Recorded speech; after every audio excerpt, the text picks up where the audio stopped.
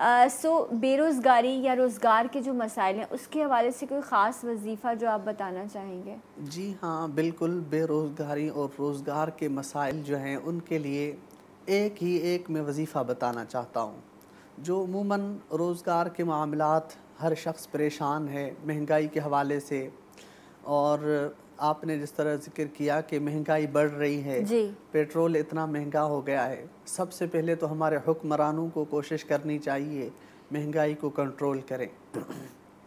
حدیث پاک میں آتا ہے کلکم راع وکلکم مسئول عن رعیتہ، تم میں سے ہر شخص نگہبان ہے، ہر شخص محافظ ہے، وکلکم مسئول، اور ہر کسی سے سوال ہوگا عن رعیتہ، اس کی ماتحتی کے بارے میں، جو چیز اس کے نیچے ہے اس سے اس کے بارے میں پوچھا جائے گا روز قیامت۔ تو ہمارے جو حکمران ہیں ان سے قیامت کے روز پوچھا جائے گا۔ انہیں احساس کرنا چاہیے، جتنا ان سے ہو سکتا ہے کوشش کریں مہنگائی کو کنٹرول کرنے کی۔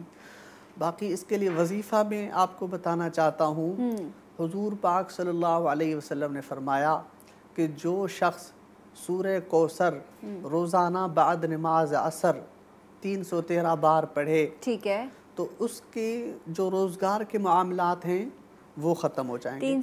یہ روز پڑھنا ہے؟ جی روز پڑھنا ہے 41۔ ایک اور چھوٹی سی چیز میں بتانا چاہتا ہوں، یہ تو بالکل مجرب عمل ہے، کاروبار، روزگار، بے برکتی کے حوالے سے سورہ واقعہ بعد نماز مغرب ایک دفعہ جو شخص روزانہ اس کا اہتمام کرے گا، کبھی بھی اس کے گھر میں فاقہ نہیں ہوگا۔